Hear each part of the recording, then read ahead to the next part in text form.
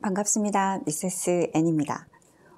지난 시간에는 소시오패스에게서 벗어나는 10가지 방법에 대해서 이야기를 나눠봤는데요. 양심 없는 소시오패스도 문제지만 우리가 살아가면서 더 자주 만날 수 있는 유형이 바로 나르시시스트인 것 같아요. 나르시시스트는 정신과적 진단명으로 치면은 자기애성 인격장애인데요.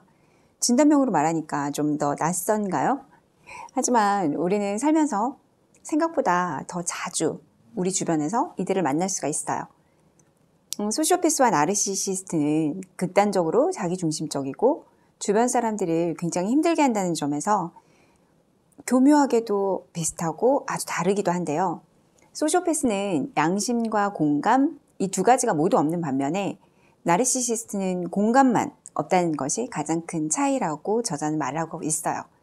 하지만 사실 현실적으로는 정말 어떻게 보면 무의미한 차이이기도 하죠. 우리가 상대방이 양심이 있는 사람인지 없는 사람인지 이런 걸 판단하기까지는 어떤 특정 사건들을 겪어봐야 하고 또 일반인들은 모두 있을 거라고 아주 당연히 있을 거라고 생각하는 게 없다라는 걸 사실은 잘 상상할 수가 없거든요. 대부분은 이럴 때 상대방의 행동에 대해서 당황하고 이거 뭐지? 피해를 받고 설마 아닐 거야. 이렇게 부인하다가 몇 번 더 이런 걸 반복하고 당한 후에야 이제 정말로 이 관계는 끊어야 되겠다 라는 생각을 하게 되니까요. 그 과정은 소시오패스나 나르시시스트나 동일하기 때문에 사실 이런 방식의 구분은 좀 불가능할 수도 있어요. 소시오패스는 냉혹함과 공감 능력 결핍 이건 주로 이제 뇌의 선천적인 결손으로 인해서 나타난다고 해요. 하지만 이에 반해서 나르시시스트의 공감 능력 결핍은 어렸을 때 주된 양육자와의 관계에서 형성이 부족하게 좀 잘 안 된 데서 생긴다고 추측을 하고 있는데요. 특히 나르시시스트 같은 경우는 주된 양육자도 나르시시스트일 확률이 높죠. 그런 성향을 갖고 양육자가 문제 있는 자신의 감정을 아이에게 고스란히 그대로 투사하면서 아이의 뇌가 공감과 연민을 담당하는 이 변연계가 거의 정상적으로 발달하지 않았을 가능성이 높거든요. 예를 들면 가난아기 때 다른 아이가 우는 소리를 들은 아이가 막 따라오는 이런 걸 이제 정서전이라고 하는데 소시오패스 같은 경우는 단 한 번도 경험해보지 못해요. 살면서 단 한 번도 경험을 못하는 거죠. 타인의 강렬한 감정을 이렇게 반사적으로 감지하는 어떤 이런 기초적인 그런 반응인 정서전이를 소시오패스는 전혀 경험을 하지 못하고요. 그러나 나르시시스트는 가끔 경험을 하기도 하죠. 그리고 이제 이 나르시시스트는 정서전이를 경험을 한다는 것보다는 오히려 정서전이를 유발하는데 능력이 더 뛰어나다고 볼 수 있어요.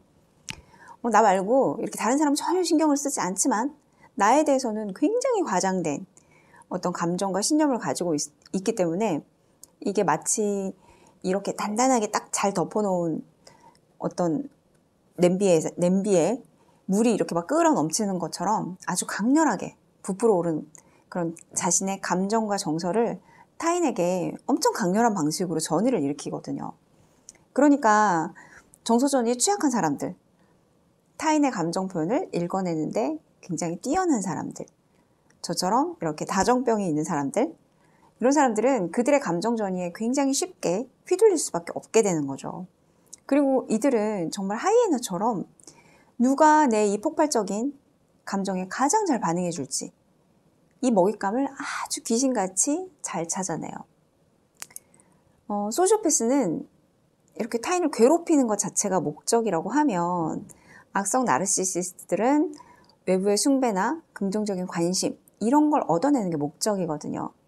그러니까 현실에서 이 둘의 차이는 이렇게 미묘한 방식으로 나타나는 거죠. 저자는 이 차이를 바로 뜨거움과 차가움의 차이라고 설명을 하고 있는데요.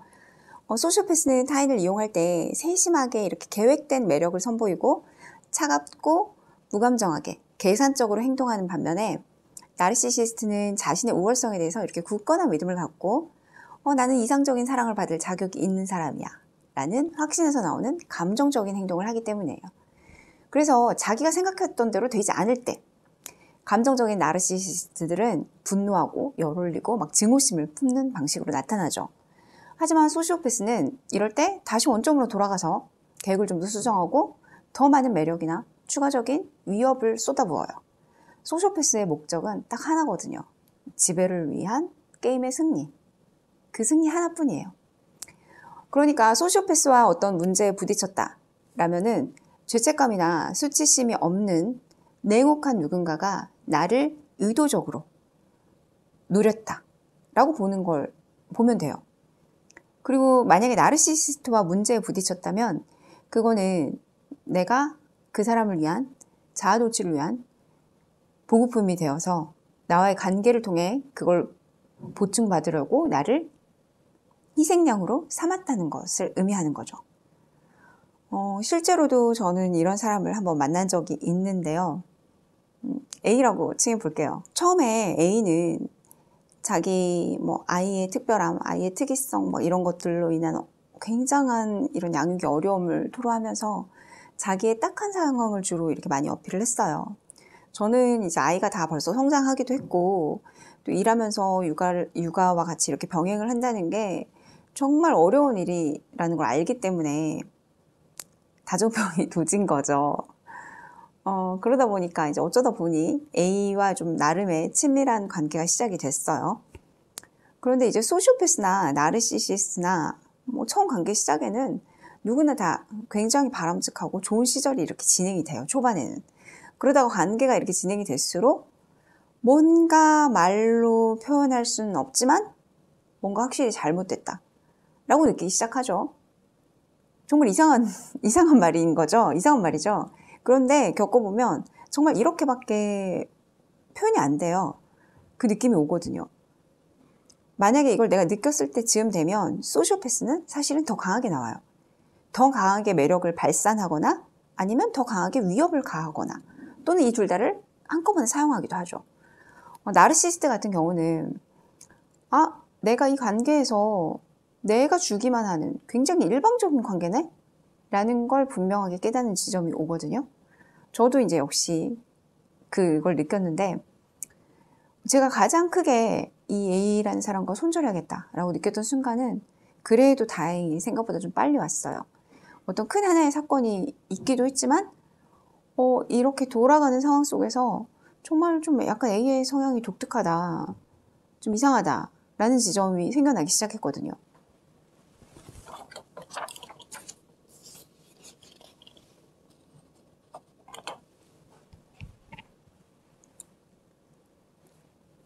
나 이외에 모든 사람은 다 바보 멍청이야.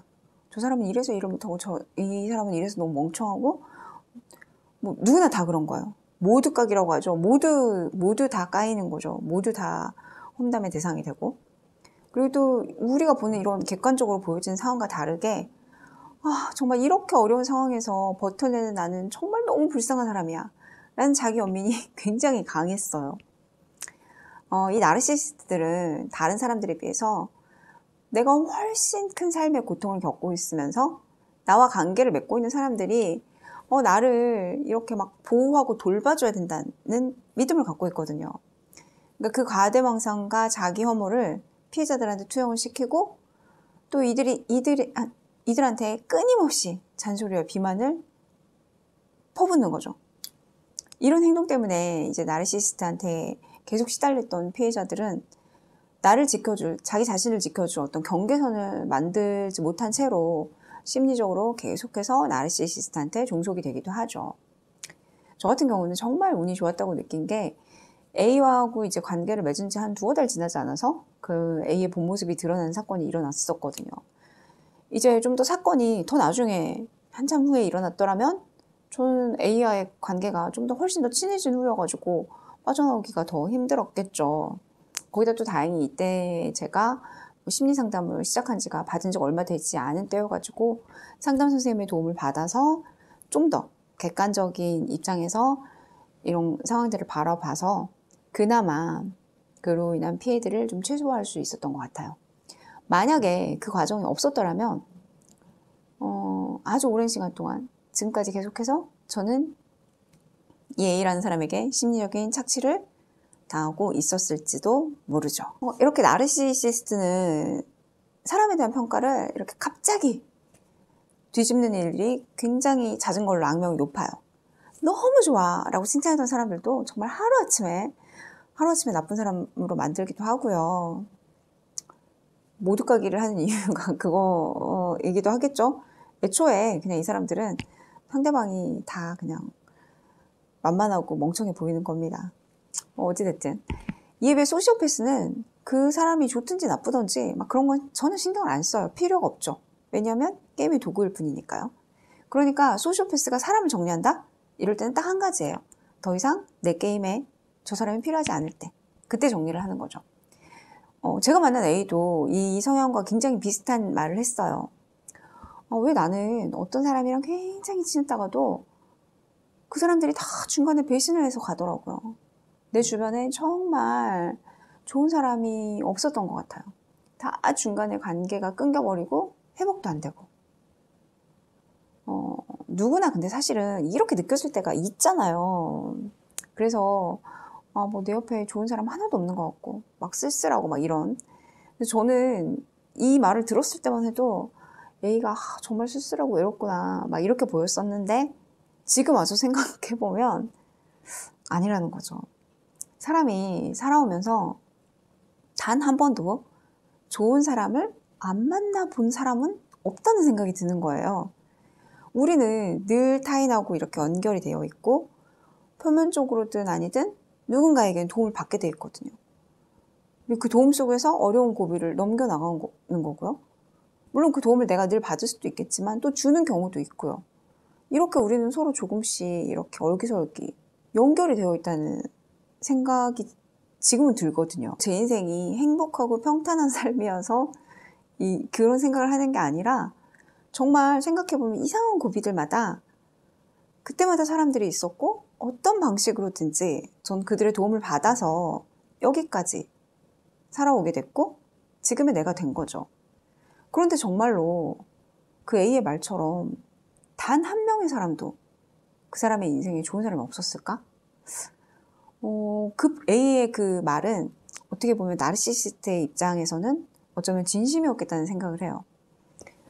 그 입장에서 보면 늘 자기 연민에 사로잡히느라고 그런 생각을 할 수밖에 없었겠구나. 물론 이런 말을 한다고 해서 다 나르시시스트인 건 아니지만 좀 나르시시스트의 입장을 가장 좀 여실하게 보여주는 말이 아닌가 싶고요. 마사 스튜어트는 마지막으로 소시오패스와 나르시시스트를 비교하면서 나르시시스트는 그래도 어떻게 해볼 여지가 있는 반면에 소시오패스는 완전히 구제불능이야 라고 말을 해요.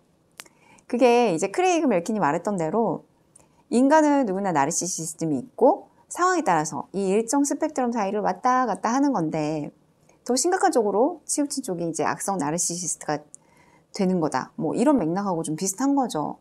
그러니까 치료를 받거나 좀 스스로 변화를 위한 노력을 하거나 상황이 바뀐다거나 이런 여러 가지 이유로 이 스펙트럼이 조금씩 정상적으로 올 수 있다는 거죠. 이렇게 나르시시스트는 스펙트럼에서 이렇게 움직일 수 있는 일종의 가능성이라는 게 있다면 소시오패스는 아예 양심과 공감 자체가 없는 경우이기 때문에 이 가능성이란 것 자체가 없는 거예요.